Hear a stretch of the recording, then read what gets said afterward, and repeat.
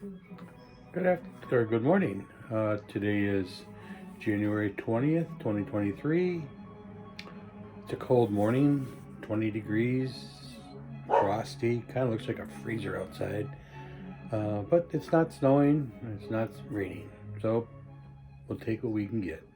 I wanted to continue with my conversion story of how I came into the faith and then how I grew into it, but then how I'm evolving into another journey, my spiritual aspects journey, and the stuff I'm sharing in my conversion are helping me understand my next step of the spirituality and where my journey is going to take us, take me, or take us, because we're all on the same journey. Where one goes, we all go.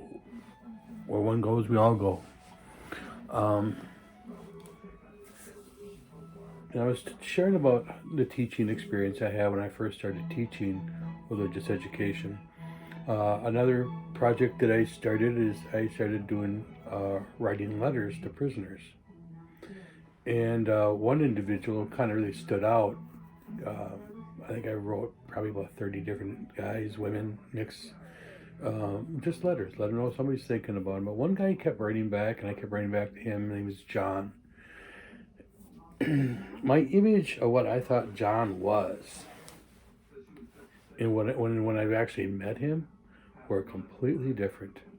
I mean, I was envisioning a big guy, Broly, the prison,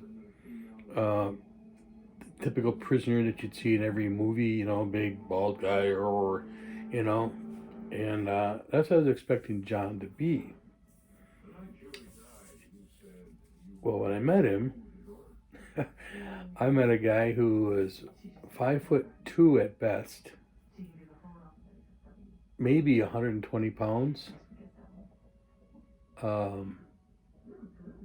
very well beat up, skinny, just a rough looking dude. But his story put him in jail. From what I understand, for his particular story, is that when he was a child, and I remember this happening in the community, but there was a big fire, and the family was killed. Well, John was the one that started that fire when he was, I think, like 8 or 9. And I remember that going on because it was a big deal. I mean, the whole family was killed and stuff. And I didn't connect it that this was the guy, but that's who this guy was. Now he's in his, God, I think at the time, about the same age I am. I think he'd probably be in his 40s, maybe 50s at that time. Probably his 40s. He looked much older. When I met him in McDonald's. And that in itself was eye-opening about how I had a preconceived idea of who he was.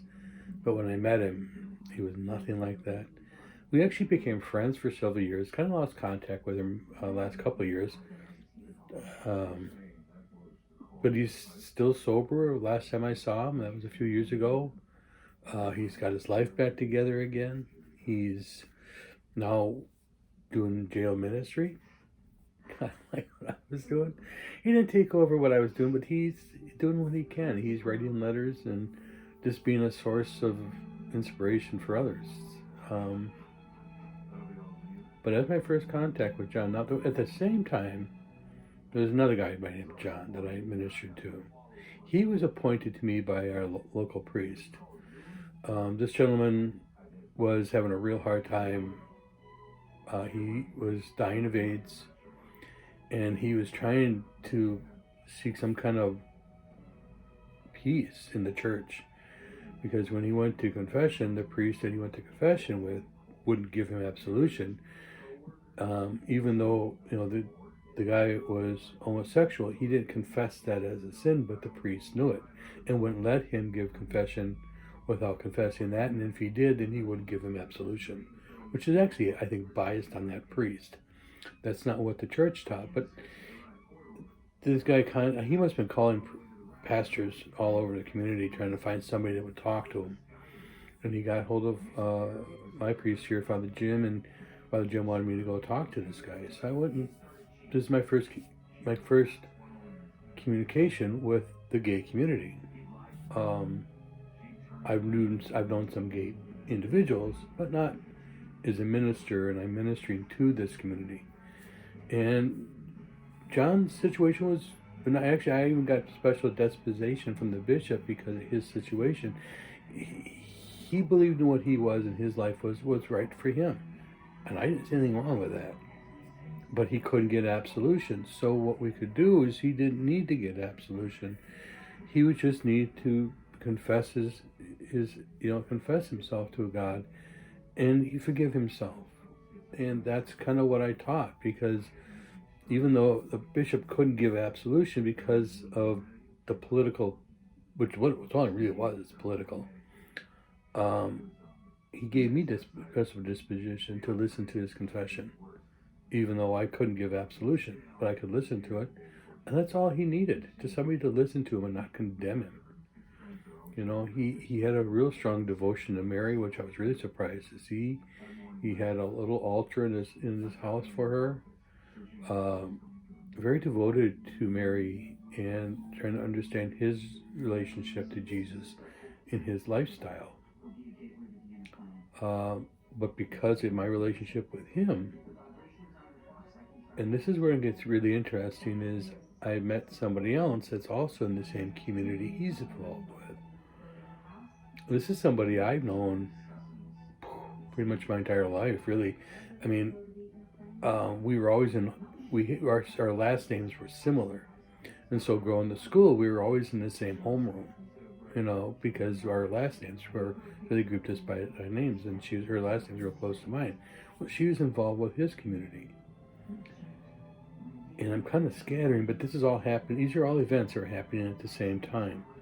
I was also doing ministry at a local nursing home, a hospice home, and I was bringing communion there on Wednesdays.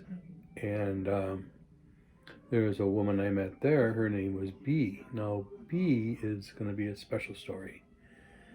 And I'll connect her to John, and then we'll probably close this up, because if I get too long, if I get over more than 12 minutes, then it takes all day for the videos to load. So, and speaking of which, please like and subscribe. I would love it if you could subscribe to the channel. So, you know, add more people to my little channel here. It's kind of nice. Please like. It lets other people find it as well. And if you know somebody else that could use this message, please share the message with them. Don't forget my chat groups that I've got with the Agape Pathway chat group. I have Eli Weber's prayer chat group with his Kabbalah group family. And I'm also just getting involved with another group. It's called Spiritual Gardening Community. They've got a lot of different information. They're run by a teacher. She's got things very well organized in all kinds of different categories. I think she's got something like 15 different categories. But we're going to get into that. Anyways, B, I was meeting every Wednesday, and I was serving communion to her. And B was a very petite, small one. I mean, if she was 4'5", I mean, she came up to here on me, and I'm only 5'5", so there. And B had rheumatoid arthritis. Her hands were all gnarled up, and she was always there. And I got to know her very well over the years.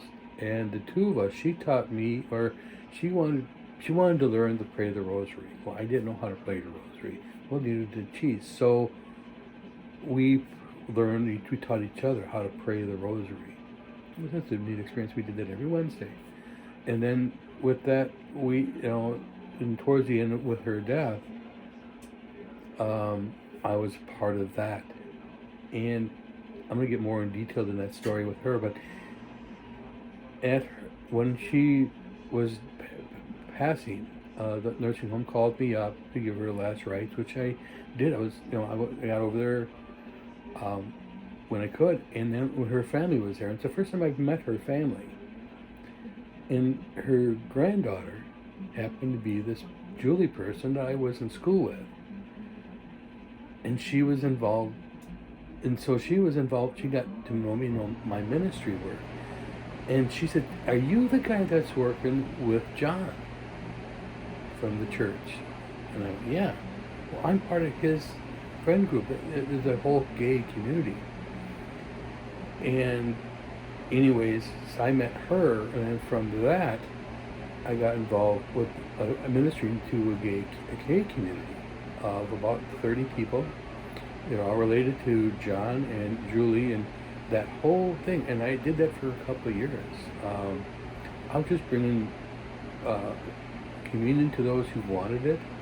We were doing the readings for the weekly readings, and we'd have a discussion time, and it was just a good. And we would do this.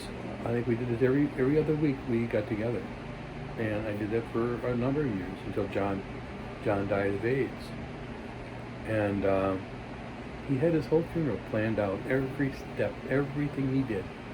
He got down, had it figured out, and that was really kind of cool. He had me do the reading, he had me do the reflection, and he had me read a story of his life that I read out to everybody at the funeral. And I was really honored that he trusted me to be there and do this for him. Again, I'm going to cut this off. It's getting really long, but children, just know that you never know the impacts you're going to have. Smallest little thing, like dominoes, and it's glorious. Know that I love you, God loves you, and you're all marvelous creatures in your own way, and I can't wait to meet you. Please subscribe if you haven't already. Like, share the message. Continue to say like. So have a great day. I love you all. God loves you, and peace be with you. Oh, hit the like button if you haven't already.